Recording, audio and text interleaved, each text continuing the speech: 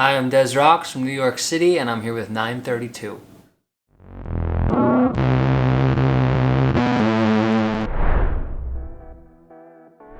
I'm doing great, thank you. I'm very excited to be here in the Netherlands.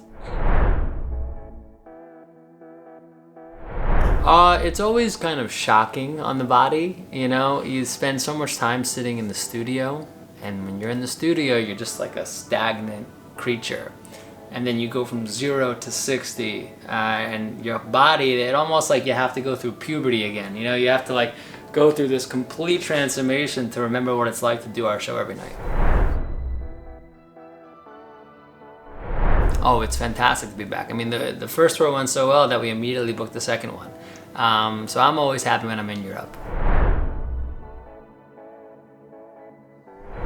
Yeah, I mean, we've got a lot of tickets sold tonight as well, and it's just so cool to be here because you never know where your music's gonna react with people, and to have it react in such an amazing country as this is a beautiful thing.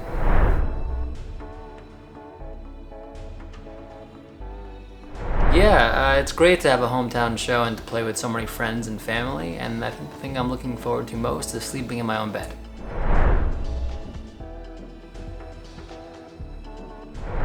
Well, I think when it comes to features, I haven't done them before because a feature needs to be a piece of art in and of itself. It can't just be having somebody sing a verse you already sang. You know, that's so uninspiring to me as far as what I want to put out there to the world. So to take one of my most ballady songs and to have it reimagined by a hardcore emo band, to me is just like something that's so exciting, and that's what art should be. It should be something that's exciting and risky and weird. And I was just so excited to have that be it. Because it's such a crazy perspective to have on a song like that. Yeah, we have a lot of mutual friends, and always were interested in working, always respected each other a lot, but always thought, wow, we do very different things. Very different things. So that's what made it exciting, is because we do such different things. A sense of sonics that are so much heavier than something I would normally do, and they're just masters of the sound, and also an approach to drum playing, which is so not what I would do, and that's what makes it really fresh.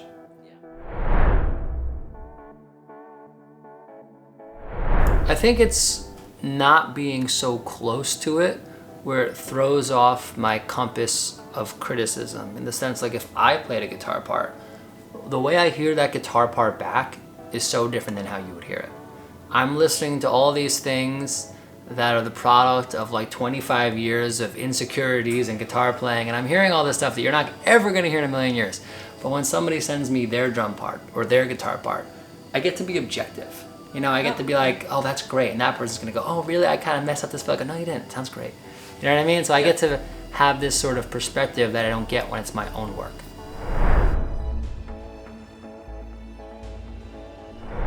Outside of the deluxe, no, but the deluxe will have a bunch of unreleased songs. That'll be really cool. But outside that, no, I'm just like in the very early stages of my next album. So I actually was recording an idea during sound check. But yeah, I'm just like sketching right now. So I'm many months off from new music, yeah.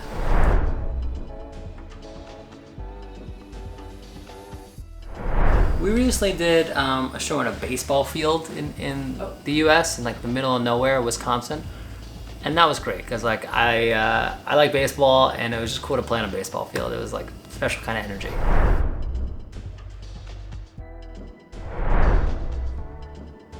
Ooh, I'm gonna say all of them because if I'm doing a support set, I'm only picking ones that are gonna juice you up, you know.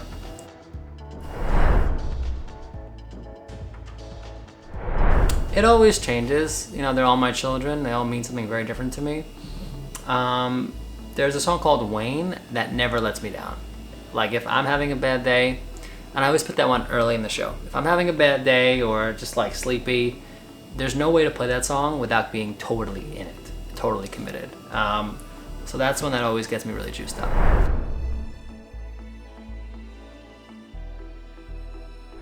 Well, I think there are certain strands of my musical DNA that will be constant. You know, that will always be hyper emotional, hyper authentic, hyper melodic. You know, those are the things that will always be there. But I'm constantly just experimenting with the sounds I can use and the production. Like, I feel like rock and roll should and can never be limited to guitar, bass, and drums, you know? So I'm always just gonna take a big swing, and either I'm gonna knock it out of the park, or I'm gonna miss, I'm gonna fall on my butt, you know? But you have to take those risks and put out records that no one's gonna like before you get to ones that really do change the game.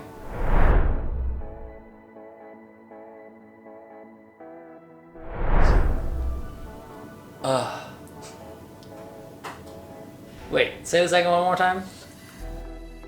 Yeah, I'm gonna do the first one.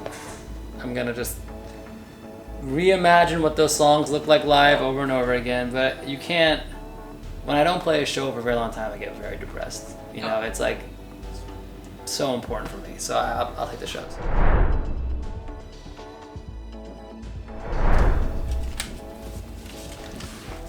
What is your favorite piece of gear that is in your live rig? And this is from WHEATUS. If I hope I'm pronouncing that right.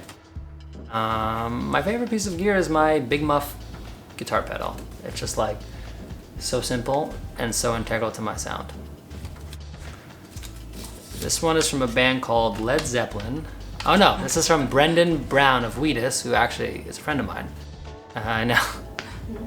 How important do you think AC/DC is to rock music? Well, I could text them right now, the answer. But yeah, I think they're extremely important. They kind of invented this whole genre of party rock that was never executed at that level again of how good the songs were and the musicianship.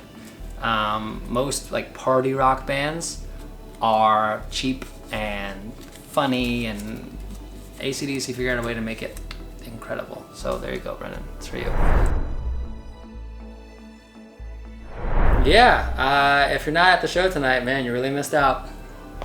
I know it's too late because this is not going to air in the next 2 hours, so yeah.